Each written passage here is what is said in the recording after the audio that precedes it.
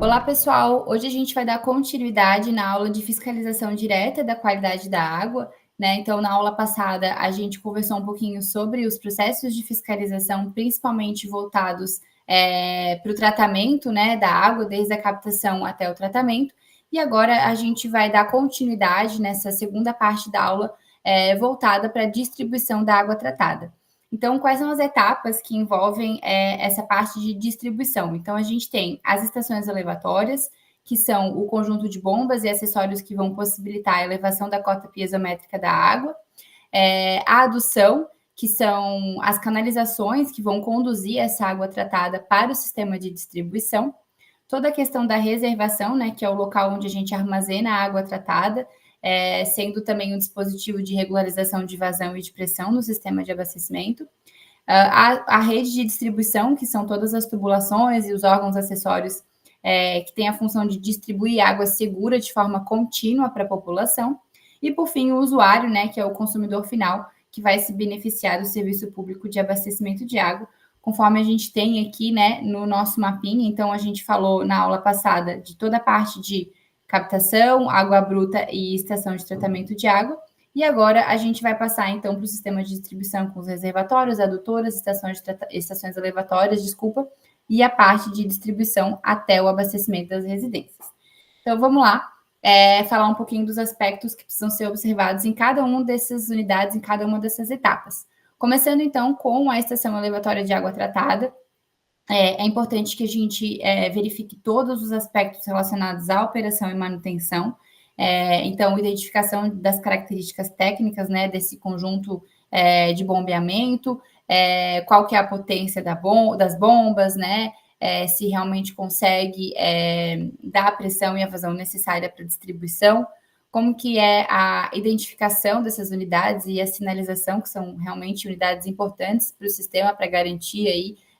todo o abastecimento de água. Quais são os aspectos de conservação e proteção dos equipamentos e das instalações? Toda a parte, né, de acesso, isolamento e limpeza também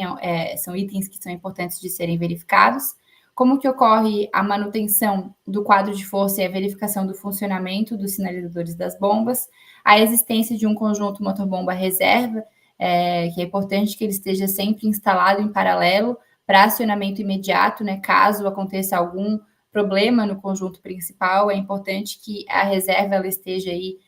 apta para operar imediatamente.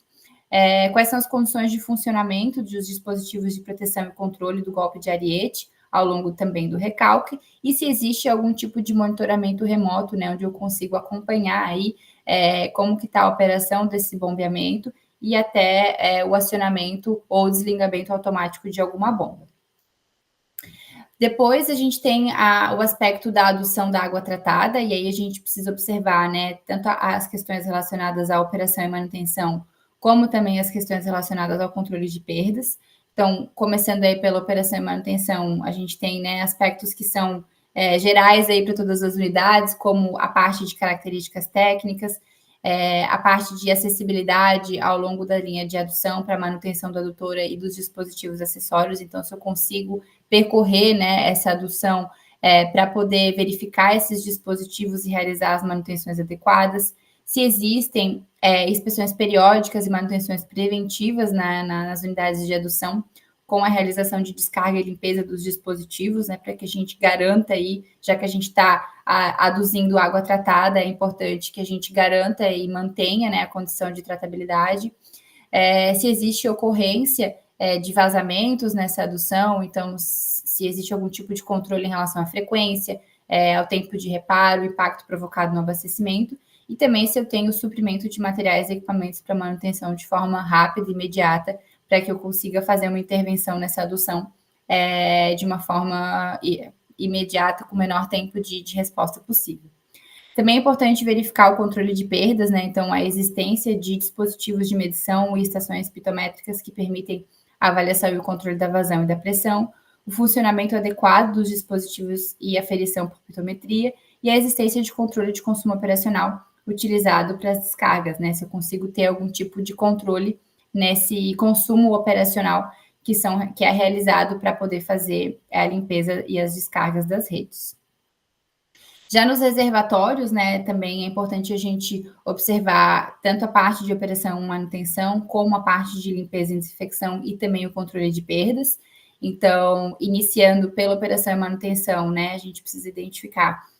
todas as características técnicas desse reservatório, então, qual que é o volume armazenado, se é um reservatório elevado, se é um reservatório apoiado, se é semi-enterrado, quais são as características e as condições, né, de isolamento dessa área, a limpeza dessa área, o acesso dessa área, se existe a identificação e a sinalização, que também são importantes para a gente conseguir monitorar todo o sistema, a gente saber qual unidade que a gente está verificando.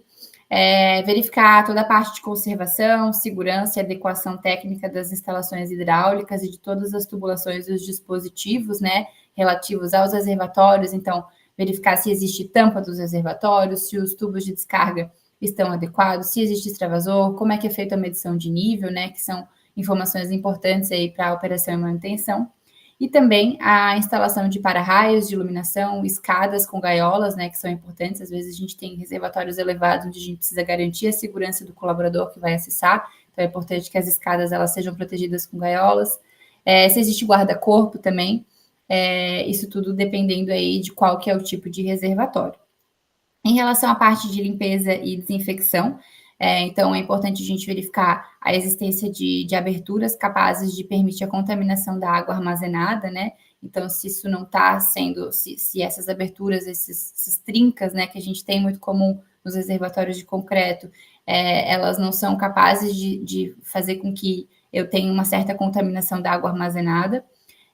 Por isso que é importante, né, a gente ter uma rotina de frequência de limpeza e desinfecção dessas unidades, e se tem também alguma existência de desinfecção adicional da água tratada, porque esses reservatórios eles recebem de água da estação, mas às vezes eles podem estar localizados a uma distância relativamente grande, havendo necessidade aí adicional de fazer uma desinfecção nessa unidade para poder distribuir água com os níveis mínimos aí de residual de cloro. Também nos reservatórios é importante verificar como é que ocorre o controle de perdas, né? Então, se existe algum tipo de vazamento dentro dessa estrutura, se é comum ter extravasamentos, né? Que seria quando eu não tenho um controle adequado do reservatório, onde eu vou ter ali, né? Por exemplo, à noite, quando eu vou ter uma vazão mínima, se eu não tenho um controle muito bem do nível do reservatório, quando eu não tenho consumo, esse reservatório ele vai encher, vai extravasar até que eu tenha um novo pico de consumo ali pela manhã, e aí eu vou estar fazendo com que eu tenha perdas de água por essa unidade, né? Então é importante fazer todo o acompanhamento e o controle do nível e quantificar os volumes utilizados também para limpeza e desinfecção dessas unidades. Já na rede de distribuição de água, a gente tem diversos aspectos para observar na fiscalização direta, toda a parte de operação e manutenção, continuidade e qualidade, controle de pressão e controle de perdas. Então, começando pela operação e manutenção, é importante observar a atualização cadastral, né, de toda essa rede de distribuição, se existe a setorização dessa rede de distribuição, quais são os registros de manobra que estão associados a esses distritos de medição, a essa setorização e a toda a rede de distribuição, para eu poder, se eu tiver algum problema de vazamento, a gente poder fechar os registros adequados, né, e aí isso facilitar aí no tempo de resposta. Se existe um plano de manutenção preventivo e corretivo dessa rede de distribuição, e quais são os pontos de descarga da rede e a frequência do uso para a gente melhorar as condições de turbidez da água, né? Então, quando eu tenho locais que a gente chama de pontas de rede, é importante que a gente promova, né, com uma certa frequência, as descargas para poder essa água que fica acumulada no final da rede, ela ser substituída por uma água realmente que atenda os padrões de potabilidade. Além do mais, a gente tem os aspectos de continuidade e qualidade que precisam ser observados, como, por exemplo, o controle diário dos níveis de cloro residual, o atendimento aos critérios da portaria de potabilidade ao plano de amostragem e a existência de interrupções, né, se existem interrupções que vão afetar aí a continuidade da distribuição, quais são as características e as maneiras de divulgação e disponibilização do fornecimento alternativo, caso essa interrupção ela seja realmente um tempo superior ao necessário, né? Também os aspectos de controle de pressão. Então, se a rede de distribuição ela atende nas pressões mínimas e máximas exigidas em norma, e se existe o monitoramento e o controle dos níveis de pressão mediante a setorização da rede,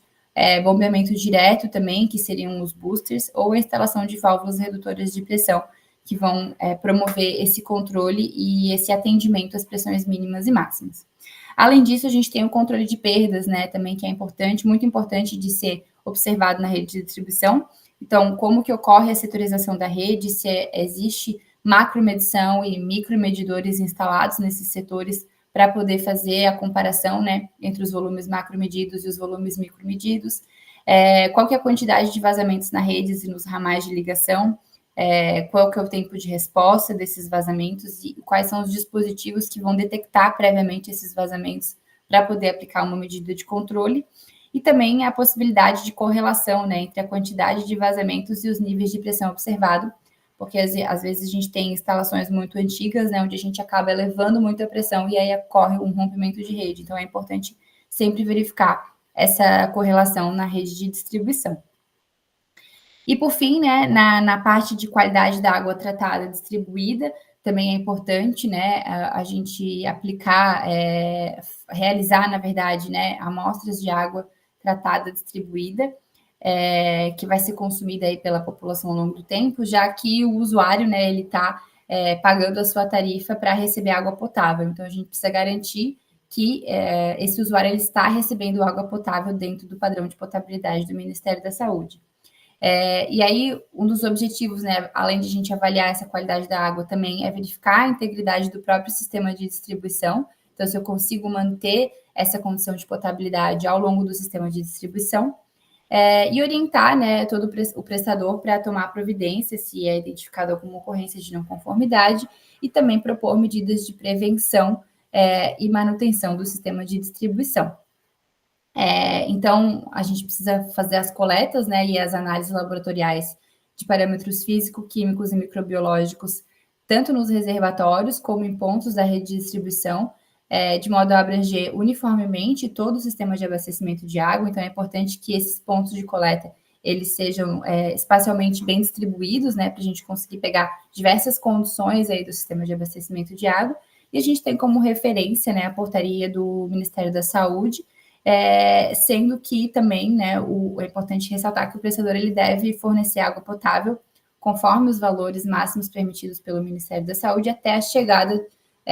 de água no hidrômetro do usuário, né? Então, a responsabilidade do prestador ele vai até o hidrômetro do usuário. Do hidrômetro do usuário para dentro da residência, né, a responsabilidade de fato é o do usuário e ele também precisa manter toda a sua instalação predial de forma adequada e principalmente a parte de reservação interna, né, os reservatórios internos e as cisternas precisam também ser mantidos aí com uma condição adequada de manutenção, de limpeza, para que a gente tenha uma segurança da água que está sendo consumida. E com isso a gente encerra, né, a parte 1 e a parte 2 dessa aula sobre fiscalização direta. Eu deixo aqui algumas referências que são importantes aí para o aprimoramento desse tema. E eu agradeço a atenção de todos vocês, e os espero até a próxima aula. Muito obrigada.